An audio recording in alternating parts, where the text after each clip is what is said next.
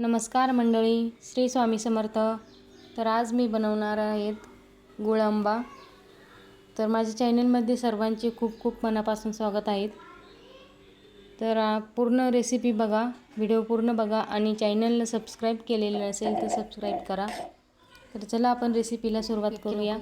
इथे मी 1 किलो कैरी घेतलेली आहेत आणि 1 किलो गूळ, दालचिनी आणि 5 ते 6 इलायची आणि 7-8 लवंग.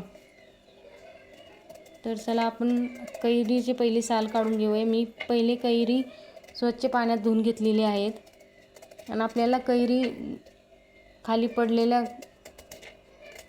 कैरीची आपल्याला गुळांबा करायचं नाही आहे.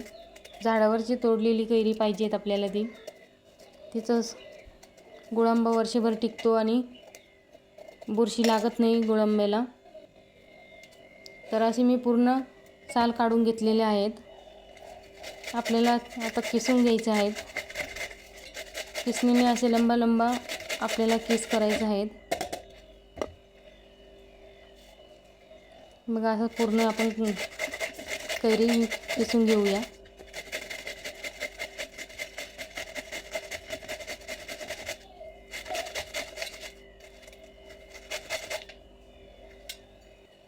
पूर्ण कैरी आपण किसून घेतलेली आहेत.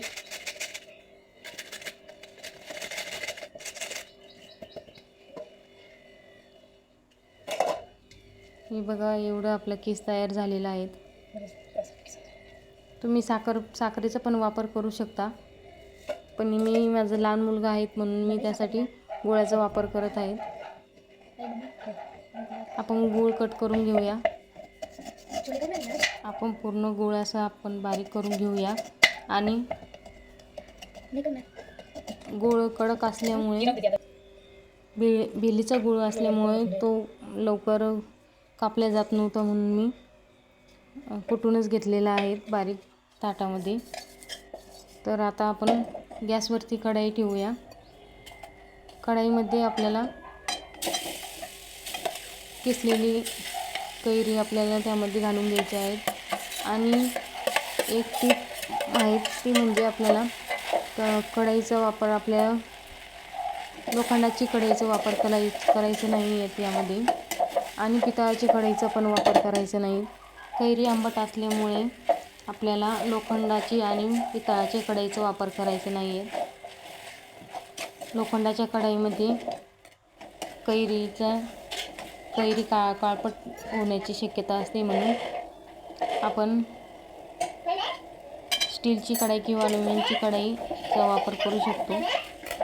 तर आता मी इथे अर्धा चमचा मीठ घातलेले आहेत. मिठाने कसं वर्षभर आपला कैरी टिकते आणि गुळांबा पण टिकतो, म्हणून त्यामध्ये अर्धा चमचा मीठ घालून आपल्याला 5 मिनटं असं शिजवून घ्यायचं आहे. आणि कैरीला पण छान असं पाणी सुटतं आणि नरम होते पटकन कैरी मिठाने, आणि बुरशी पण लागत नाही. आणि इथे बारीक केलेला गूळ त्यामध्ये मी घालत आहे. पूर्ण गूळ आपण त्यामध्ये घालून घेतलेला आहे आणि ते सर्व दोन्ही आपण छान असं मिक्स करून घेऊया. हे बघा, कैरी अशी गरम असल्यामुळे पटकन गूळ त्यामध्ये वितळतो आणि पटकन त्याला असं, हे बघा किती छान असं गुळांबा आपला छान असं तयार होतोय. पूर्ण गूळ विरघळले गेलेले आहेत. छान असं 10 ते 15 मिनटं आपल्याला शिजवून घ्यायचं आहेत. आणि त्यामध्ये दालचिनी घालायची, 7-8 लवंग घालायचे आहेत आणि इलायची घालायची आहे. मी इलायची अशी फोडलेली होती, बारीक कूट करून नाही टाकलेलं. खूप छान अशी चव लागते.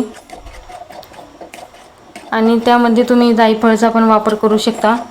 माझ्याकडे जायफळ अवेलेबल नव्हतं. आणि सुंठ पण तुम्ही घालू शकता त्यामध्ये, एकदम छान असं सुंठाचा पण वास खूप छान येतो त्यामध्ये मुरंब्यामध्ये. आणि आपला गुळांबा तयार झालेला आहे की नाही यासाठी आपल्याला पाक कसा चेक करायचा, तर त्यामध्ये आपल्याला अशी उचटणी आहेत ती आपल्याला असं ठेवून बघायची आहे. इकडे तिकडे जर अशी सरळ उचटणी त्यामध्ये राहिली तर आपलं पाक तयार झालेला आहे. आणि गुळांबा आपल्याला गॅस बंद करून घ्यायचा आहे. आणि त्यामध्ये 1 चमचा आपल्याला साजूक तूप घालायचं आहे.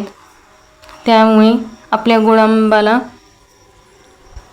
खूप छान असा कलर येतो आणि शाईन पण खूप छान अशी चमकतो गुळांबा आपला. हे बघा किती छान असा आपला गुळांबा तयार झालेला आहे. आणि वर्षभर टिकण्यासाठी आपल्याला काचेच्या बरणीमध्ये आपल्याला ते स्वच्छ बरणीमध्ये भरून ठेवायचं आहे. त्याला असं पाण्याचा हात लागला गेला नाही पाहिजे, म्हणजे वर्षभर त्याला बुरशी लागत नाही आणि वर्षभर टिकतो. पण पाण्याचा अजिबात वापर करायचा नाही आपल्याला. त्याला